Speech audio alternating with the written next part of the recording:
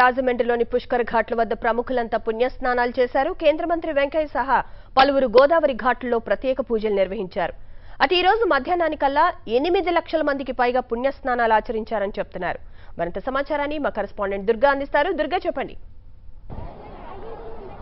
కళ్యాణి, రాజమండ్రిలోని గోదావరి పుష్కరాల 4వ రోజు కూడా అంతే స్థాయిలో అశేషమైనటువంటి జనవాహిని గోదావరి నదిలో పుణ్యస్నానాలు ఆచరిస్తున్నారు. రాజమండ్రిలో ఉన్నటువంటి ప్రధాన పుష్కర ఘాట్లన్నీ కూడా ఇవాళ కిక్కిరిసిపోయి రాజమండ్రిలోని కోటిలింగాల ఘాట్లో కూడా మధ్యాహ్నం 1 గంట సమయం అవుతున్నప్పటికీ పెద్ద ఎత్తున రద్దీ మాత్రం కొనసాగుతున్నటువంటి పరిస్థితి. వాస్తవానికి శుక్రవారం కావడంతో పుష్కరాలకి కాస్త రద్దీ తగ్గుతుందని భావించినప్పటికీ కూడా భక్తుల సంఖ్య మాత్రం ఏమాత్రం తగ్గలేదు. నిన్నటికి పుష్కరాలకి 23 లక్షల మంది పుణ్యస్నానాలు ఆచరిస్తే ఇప్పటివరకు ఉన్నటువంటి సమాచారం ప్రకారం 8 లక్షల మంది భక్తులు ఇవాళ స్నానాలు ఆచరించినట్లుగా చెప్తున్నారు. అంటే దాదాపు ఇప్పటివరకు 4 రోజుల్లోకి 31 లక్షల మంది భక్తులు ఇప్పటివరకు రాజమండ్రిలోని పలు పుష్కర ఘాట్లో పుణ్యస్నానాలు ఆచరించినటువంటి పరిస్థితి కనిపిస్తుంది. మరొక వైపు ఎటువంటి అవాంఛనీయ సంఘటనలు జరగకుండా పోలీసులు కట్టుదిట్టమైనటువంటి భద్రతా ఏర్పాట్లు చేస్తున్నారు. కోటిలింగాల పుష్కర ఘాట్లో దేశంలోని అతిపెద్ద పుష్కర ఘాట్ అయినటువంటి కోటిలింగాల పుష్కర ఘాట్కి పెద్ద ఎత్తున భక్తులందరూ కూడా తరలి వస్తున్నటువంటి పరిస్థితి కూడా కనిపిస్తుంది. మధ్యాహ్నం ఎండల తీవ్రత ఎక్కువగా ఉన్నప్పటికీ భక్తులతో మాత్రం తాకిడి మాత్రం తగ్గలేదు. ఇక మరొక వైపు రేపు ఎల్లుండి వీకెండ్స్ కావడంతో మరింత ఎక్కువ సంఖ్యలో భక్తుల రద్దీ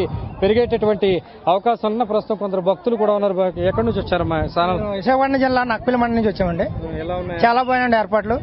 మన పోలీసులు కూడా మంచి బాగా కంట్రోల్ చేస్తున్నారు. ఎక్కడెక్కడ భోజన సదుపాయాలు కానించి వాటర్ ప్యాకెట్లు కానించి మజ్జీలు కానించి మొత్తం ప్రతి ఘాటు దగ్గర కూడా అలా ఉన్నాయండి. అన్ని కూడా ఒకదాని మించిన ఒక ఇదిగా చాలా బాగా చేస్తున్నారండి. మంచి. ఎక్కడి నుంచి వచ్చా? ఎట్లా ఉంది? మేము తుని నుంచి వచ్చామండి, విశాఖపట్నం జిల్లా. అక్కడి నుంచి నిన్న వచ్చామండి. బాగుంది. ఎక్కడ పడితే అక్కడ వాటర్ ప్యాకెట్స్ అన్ని సప్లై చాలా బాగుంది. స్నానాలు చేసామండి. ఎలా ఉంది పరిస్థితి ఇక్కడ? చాలా బాగుందండి.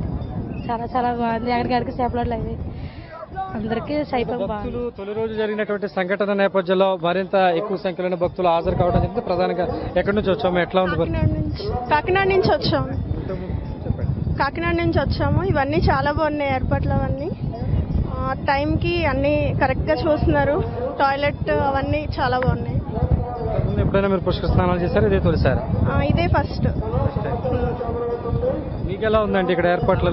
నేను మహారాష్ట్ర నుంచి వచ్చాను. మహారాష్ట్ర అమరావతి నుంచి. చాలా బాగుంది సార్. ఇది పోలీసులు కంట్రోల్ కానీ ఫస్ట్ జరిగిన ఒక మిస్హాప్ వల్ల చాలా ఇప్పుడంతా కట్టుదిట్టం చేశారు. అంతా అన్ని ఫెసిలిటీస్ చాలా బాగున్నాయి. చూసాం కదా భక్తుల స్పందన. మొదటి రోజు జరిగినటువంటి సంఘటన తర్వాత మిగిలిన 3 రోజులు కూడా భద్రత అన్ని ఏర్పాట్లు కూడా బాగున్నాయని చెప్తున్నారు. ఇక్కడ ఉన్నటువంటి కంట్రోల్ రూమ్ కానీ పోలీస్ చెక్ పోస్ట్ కానీ ఇక్కడ ఎప్పటికప్పుడే పర్యవేక్షణ చేస్తూ భక్తులకు ఎటువంటి ఇబ్బందులు తలెత్తకుండా గోదావరి పుష్కరాలను విజయవంతం చేసేందుకు ప్రభుత్వం పూర్తి స్థాయిలో ఏర్పాట్లు చేసినటువంటి పరిస్థితి కనిపిస్తుంది. Kalyani, thank you Durga.